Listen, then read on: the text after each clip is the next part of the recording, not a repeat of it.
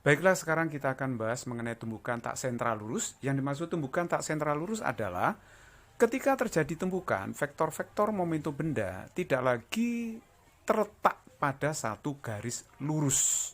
Misalnya bisa terjadi dalam permainan mungkin karambol atau mungkin bola biliar. Jadi bola-bola akan bertumbukan dengan vektor momentum yang tidak sejajar. Nah, ini yang kita bahas pada pertemuan kali ini. Misalkan saya punya dua bola, misalnya masanya M1, M2 ini ya. Terus kemudian kecepatannya V1, V2 dengan V1 itu lebih besar daripada V2. Apa yang terjadi? Ya nanti M1 itu bisa menumbuk M2. Setelah tumbukan terjadi, ternyata bola 1 dan 2 ini vektor kecepatannya tidak lagi terletak pada garis lurus, tetapi V1 aksen miring ke atas, sedangkan V2 aksen miring ke bawah. Ini yang dimaksud sebagai tumbukan tak sentral lurus. Jadi setelah tumbukan, ini momentumnya tidak terletak pada satu garis. Arah momentum benda 1 dan benda 2 setelah tumbukan tentu saja akan mengikuti arah V1 aksen dan V2 aksen. Jadi V1 aksen itu momentum benda 1 setelah tumbukan, V2 aksen itu momentum benda 2 setelah tumbukan. Lihat, arah vektor V1 aksen sama arah dengan V1 aksen, arah vektor V2 aksen sama arah dengan V2 aksen. Bisa jadi tumbukan tak sentral lurus, arah vektor V1, V2 ini tidak sejajar, bisa saja. Misalnya M1 menumbuk miring dari atas ke bawah gini juga bisa ya. Pokoknya sebelum tumbukan dan sesudah tumbukan, vektor momentumnya tidak segaris, itu sudah bisa dikatakan tumbukan tak sentral lurus. Dalam tumbukan tak sentral lurus ini tetap akan berlaku hukum kekekalan momentum. Misalkan pada arah mendatar saya sebut arah sumbu X, pada arah vertikal saya sebut sebagai arah sumbu Y. Maka hukum kekekalan momentum akan berlaku pada arah sumbu X maupun sumbu Y. Jadi kita bisa menulis bahwa hukum kekekalan momentum pada arah sumbu X ditulis seperti ini. Sigma Px sama dengan sigma Px aksen. Jadi kalau begitu ini bisa kita tulis.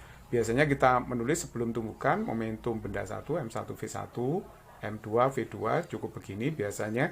Terus kemudian setelah tumbukan M1, V1 aksen ditambah dengan M2, V2 aksen.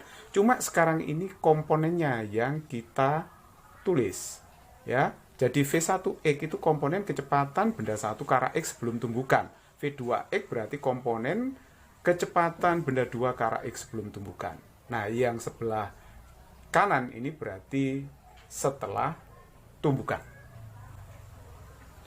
Nah, kita nanti bisa menguraikan V1X, V2X, V1 aksen X, V1 aksen X, dan V2 aksen X ke arah sumbu X. Nanti saya akan berikan contoh soal. Pada sumbu Y juga akan berlaku bahwa sigma PY itu akan sama dengan sigma PY aksen. Nah, sigma PY-nya ya kita tulis saja M1, V1, M2, V2 seperti biasa. Nah, seperti ini plus M2, V2 aksen. Tapi perhatikan baik-baik, ini komponen yang kita butuhkan adalah ke arah sumbu Y. Ini ke arah sumbu Y. Ke arah sumbu Y semua. Nah, ini ke arah sumbu Y. Jadi, pada arah sumbu X dan Y akan berlaku hukum kekekalan momentum. Jadi nanti kecepatan sebelum dan sudah tumbukan, momentum sebelum dan sudah tumbukan bisa kita uraikan ke arah sumbu X maupun ke arah sumbu Y. Baiklah, sekarang saya beri contoh soal nomor 1. Ini soal yang cukup mudah. Misalkan di sini ada dua bola, masanya sama. Masanya mm, tapi nggak diketahui, cuma diketahui masanya sama. Artinya dua bola ini identik. Kecepatan bola 1 adalah 1 meter per sekon, sedangkan bola 2-nya mula-mula dalam keadaan diam. Dia ditumbuk oleh bola 1. Nanti terjadi tumbukan tak sentral, seperti ini. Akhirnya yang bola 1 melenceng miring ke atas, membentuk sudut 37 derajat terhadap sumbu X, sedangkan bola keduanya melenceng ke bawah, membentuk sudut 53 derajat terhadap sumbu X. Yang ditanyakan adalah berapa kecepatan masing-masing bola setelah terjadi tumbukan. Nah, tadi sudah saya jelaskan bahwa pada tumbukan apapun akan berlaku hukum kekekalan momentum ke arah manapun. Jadi ke arah sumbu X, ke arah sumbu Y akan berlaku hukum kekekalan momentum. Jadi kita terapkan dulu hukum kekekalan momentum ke arah sumbu X. Jadi sigma Px itu sama dengan sigma Px aksen. Sigma Px itu berarti momentum benda satu. Jadi ke arah X M1. Nah ini ke arah X ya. Plus M2 kali V2 ke arah X. Itu harus sama dengan M. M2-nya itu sama dengan M1 ya. M saya tulis M gitu aja. Karena sama masanya. Terus ini M kali V1 aksen yang ke arah X plus M kali V2 aksen yang ke arah X. Jadi semua komponen kita ambil yang ke arah X. Komponen kecepatannya ya. M-nya ini bisa kita coret. Ayo kita coret M-nya. Nah kan dicoret. V1 ke arah X. Ini sudah ke arah X ya, V1 ini. Jadi kita tulis 1. Sudah ke arah X. Jadi nggak usah kita uraikan. V2X, ini V2-nya 0. Jadi kalau begitu langsung kita tulis 0. V1 aksen X. Jadi V1 aksen diuraikan ke arah X. Jadi kalau diuraikan ke arah X, gambarnya seperti ini.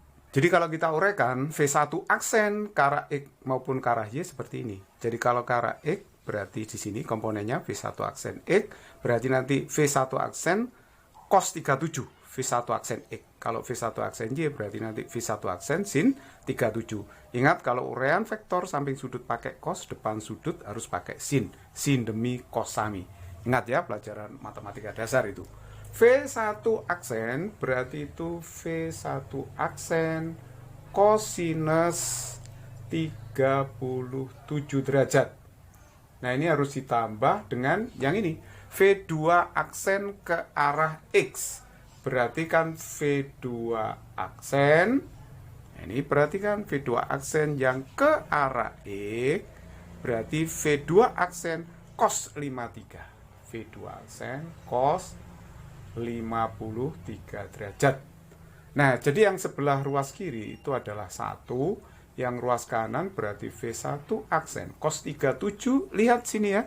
Cos 37 itu samping bagi miring berarti 4/5 ditambah dengan V2 aksen cos 53 3/5 ya, 3/5.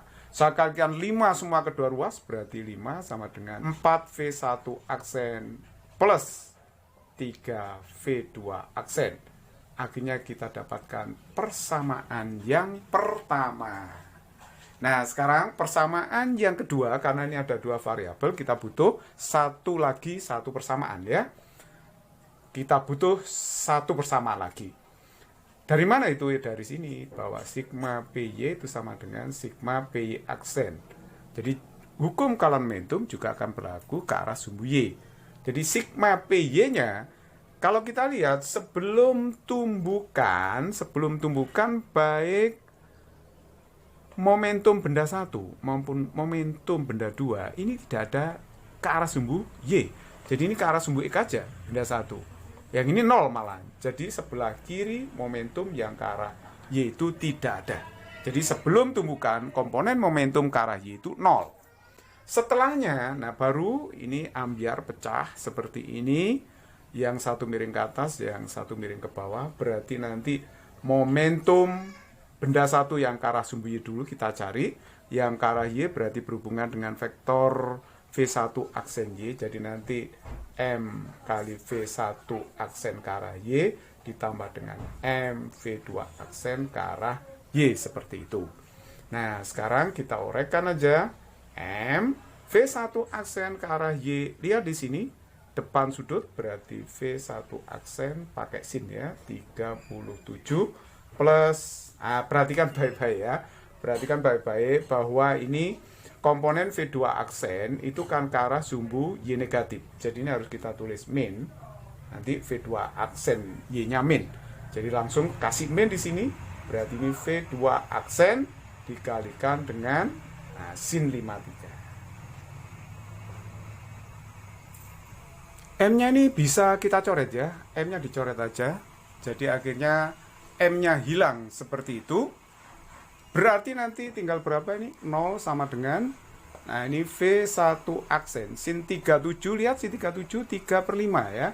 Jadi 3 per 5 minus V2 aksen sin 53 adalah 4 per 5. Jadi kalau gitu jika dikalikan 5 semua berarti 0 sama dengan 3V1 aksen min 4V2 aksen. Artinya bahwa V2 aksen itu berarti kalau saya pindah ruas ya, 4V2 aksen berarti ini 3 per 4 V1 aksen. Ketemu persamaan yang kedua. Lalu dua persamaan ini bisa kita substitusi untuk mendapatkan V1 aksen dan V2 aksen. Jadi coba perhatikan baik-baik. Persamaan 2 akan saya masukkan ke dalam persamaan 1. Jadi dapatnya kan 5 sama dengan 4 V1 aksen plus 3. V2 aksennya itu adalah 3 per 4. 3 per 4 V1 aksen. Jadi ini kan kalau kita lihat hasilnya berapa? 9 per 4 ditambah 4. 4 itu kan 16 per 4. 16 ditambah 9 itu 25. 25 per 4. V1 aksen.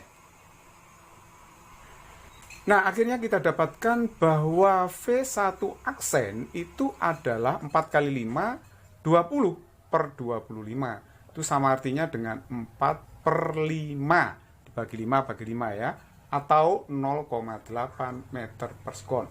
Inilah kecepatan bola 1 setelah tumbukan. Nilainya 0,8 meter per sekon. Nah, kalau mencari V2 aksen, ya kita tinggal memasukkan 0,8 V1 aksen ke persamaan yang kedua tadi. Jadi kalau begitu ini 3 per 4 persamaan yang kedua ya. V1 aksennya 0,8. 0,8. Jadi 0,8 bagi 4, 0,2 kali 3. 0,6 meter per sekon. Yeah, physics is very easy and fun. Jadi gampang banget ini ya. Nah, sekarang saya berikan contoh untuk tumbukan yang melibatkan 3 bola sekaligus. Dan tumbukannya ini tidak sentral lurus. Jadi ini ada 3 bola, bola M1, M2, M3. Masanya sama semua, sama dengan M, identik bolanya. Nah, bola 1 itu bergerak dengan kecepatan 2 meter per sekon, sedangkan bola 2 itu dalam keadaan diam. Nanti ditumbuk bola 1, kemudian setelah tumbukan, bola 1 menyimpang ke atas dengan sudut 53 derajat terhadap sumbu X, sedangkan yang bola 2 menyimpang dengan sudut 37 derajat miring ke bawah. Nah, nanti bola 2 ini akan mengenai bola 3 yang mula-mula dalam keadaan diam. Nanti bola 3 itu setelah terjadi tumbukan, dia menyimpang ke arah sumbu Y negatif, kecepatannya V3 aksen, sedangkan bola 2-nya menyimpang ke sumbu X positif. Yang ditanyakan adalah berapakah V1 aksen, V2 aksen, V3 aksen, V2 double aksen. V2 double aksen itu artinya berapa kecepatan bola 2 setelah tumbukan dengan bola yang ketiga. Nah, persoalan ini bisa kita selesaikan step by step. Yang pertama, kita lihat dulu tumbukan bola 1 dan 2 ya. Berlaku hukum kekekalan momentum ke arah sumbu X, sigma Px sama dengan sigma Px aksen. Sigma Px berarti momentum bola 1 ke arah sumbu X, berarti M dikalikan dengan V1. Ini sudah ke arah X ya, jadi nggak usah diuraikan. Sedangkan momentum bola kedua sebelum tumbukan kan 0, nggak ada karena kecepatannya 0. Mula-mula bola 2 itu dalam keadaan diam. Jadi nggak usah ditulis. Setelah tumbukan, M1 ini dikalikan dengan V1 aksen yang ke arah X.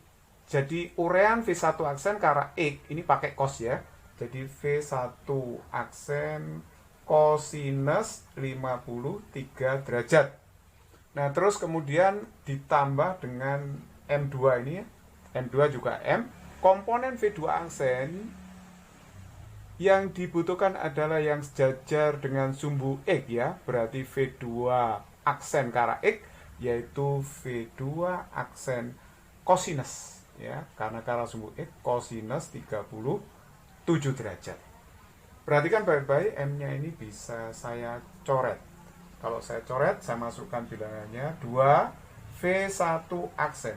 Cos 53, perhatikan cos 53 di sini adalah 3/5 cos 53. Jadi ini adalah 3/5 ditambah dengan V2 aksen. Cos 37 adalah 4/5.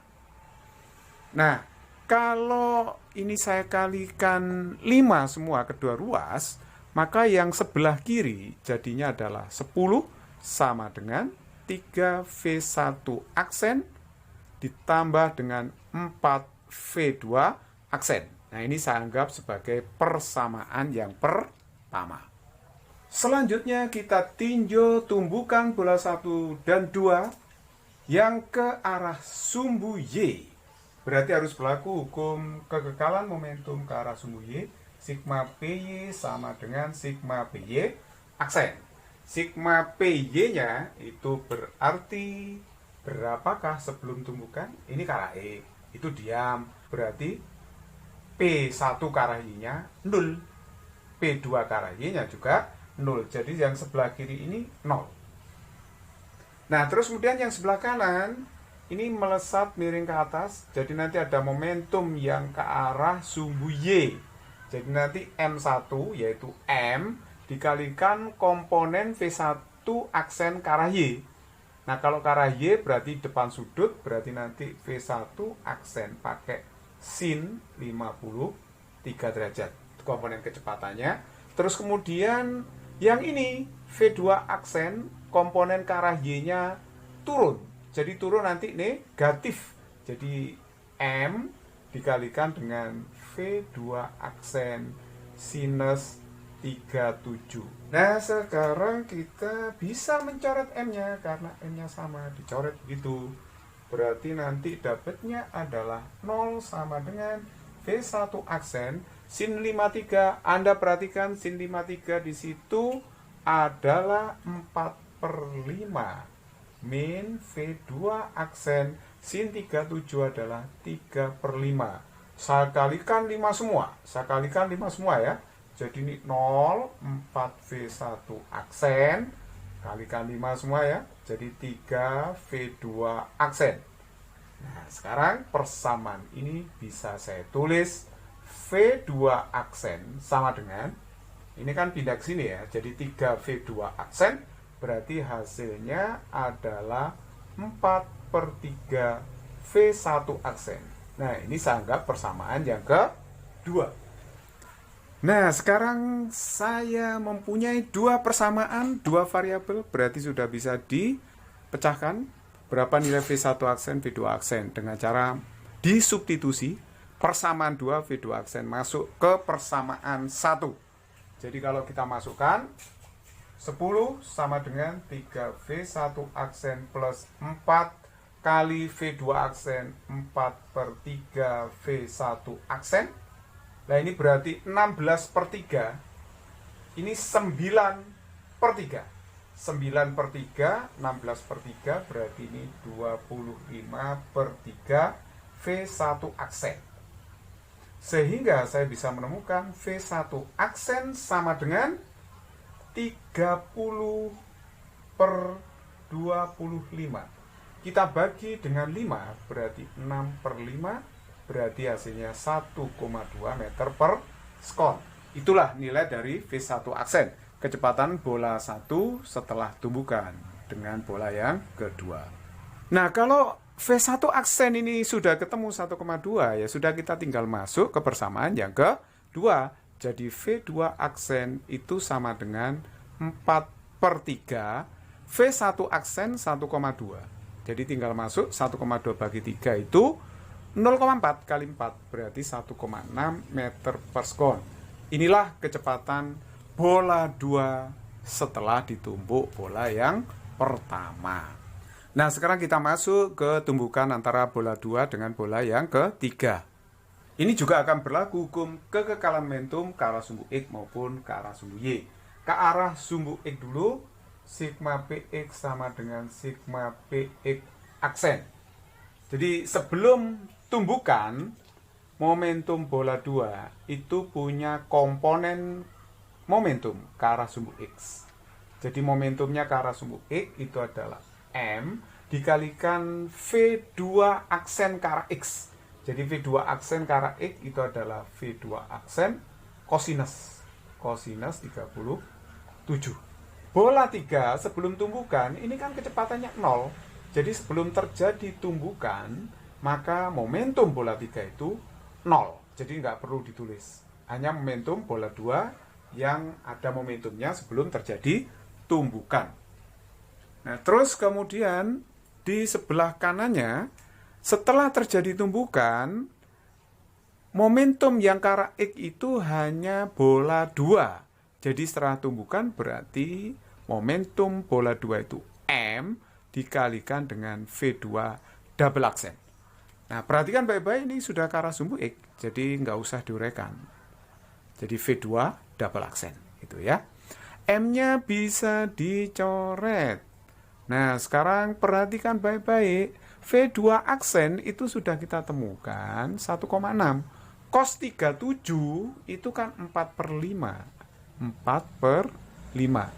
Jadi V2 double aksen sama dengan dikalikan aja ini 6,4 dibagi dengan 5.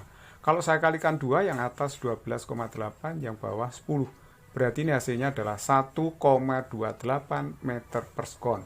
Nah, inilah kecepatan bola kedua setelah menumbuk bola 3. 1,28 meter per sekon.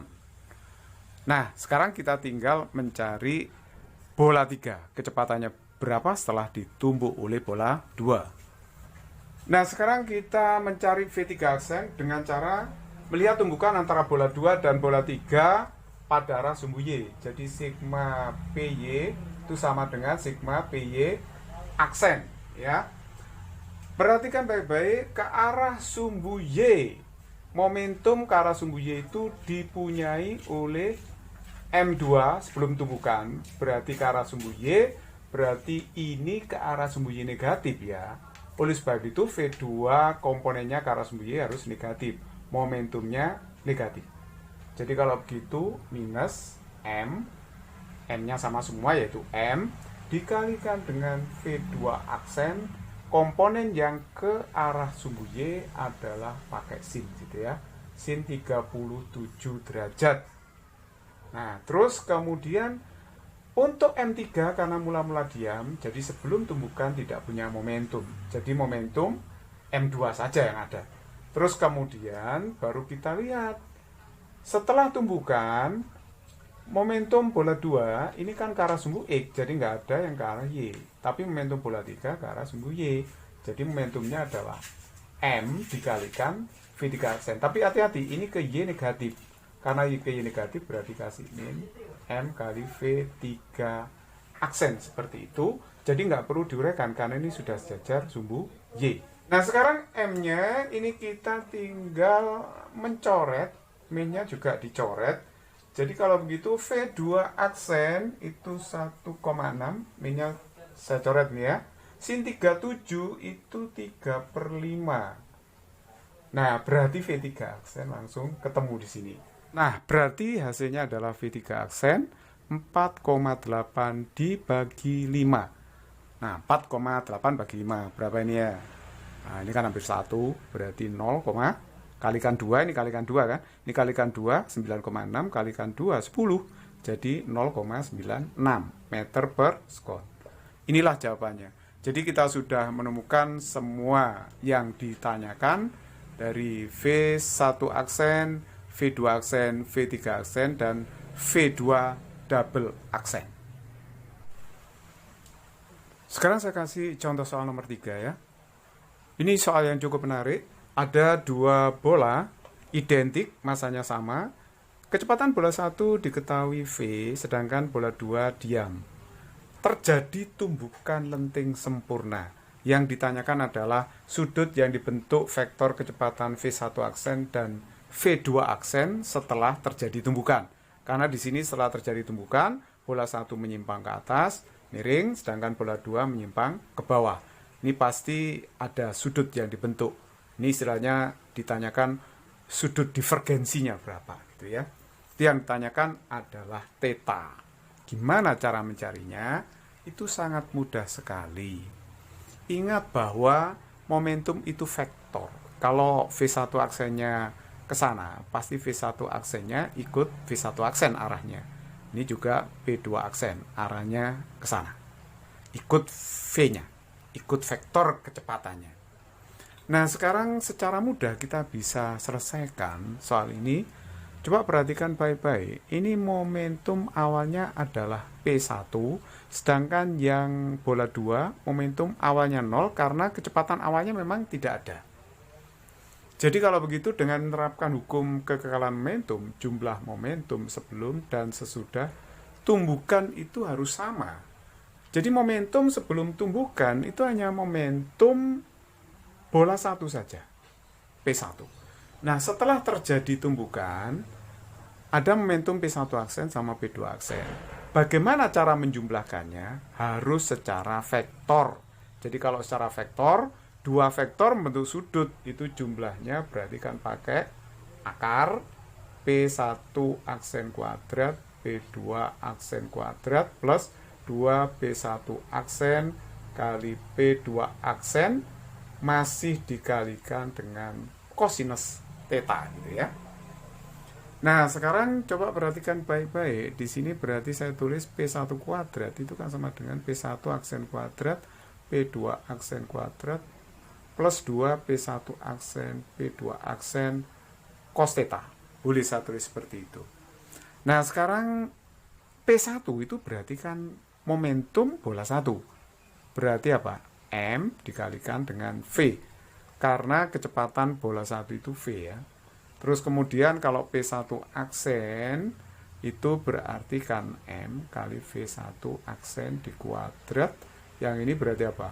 M kali V2 aksen dikuadrat masih ditambah dengan ini 2M kali V1 aksen kali M kali V2 aksen dikalikan dengan cos theta.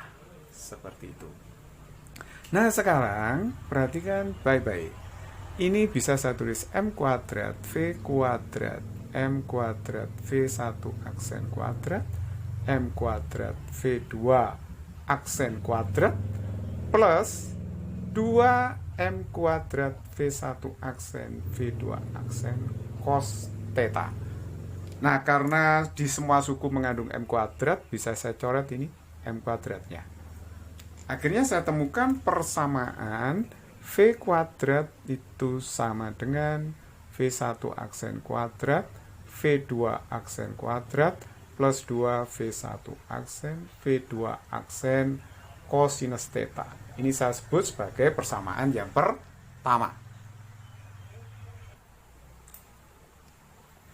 Nah, karena tumbukannya dikatakan lenting sempurna, berarti jumlah energi kinetik sebelum dan sesudah tumbukan itu harus sama.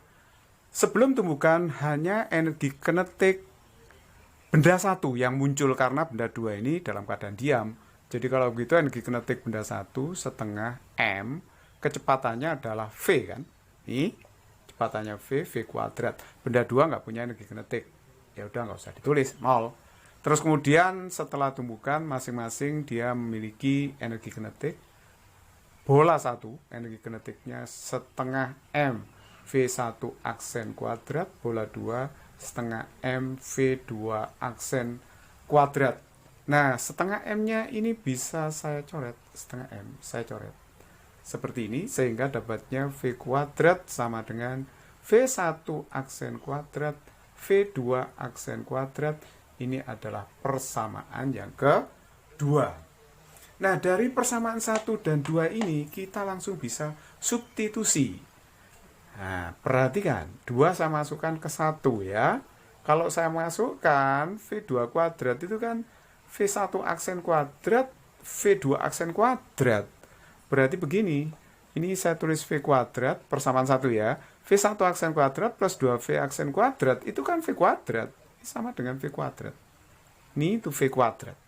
Jadi plus 2 V1 aksen, V2 aksen, kosinus theta. V kuadrat berarti ini 0. 2V1 aksen, V2 aksen, cos theta. Karena ini nilainya 0, berarti mau tidak mau cos theta-nya itu harus 0. Nah, kalau cos theta-nya 0, berarti theta-nya itu 90 derajat. Inilah jawabannya. Jadi dengan mudah sudut divergensi kita temukan. Physics is very easy and fun. Nah, sebenarnya kita bisa juga dengan cara tadi, misalnya kita menguraikan kecepatan ke arah X, ke arah sumbu Y, dengan menggunakan hukum Kalan-Momentum ke arah X dan Y. Itu juga boleh. Tapi mungkin cara itu terlalu panjang, kurang sederhana. Nah, cara ini lebih sederhana, lebih simpel.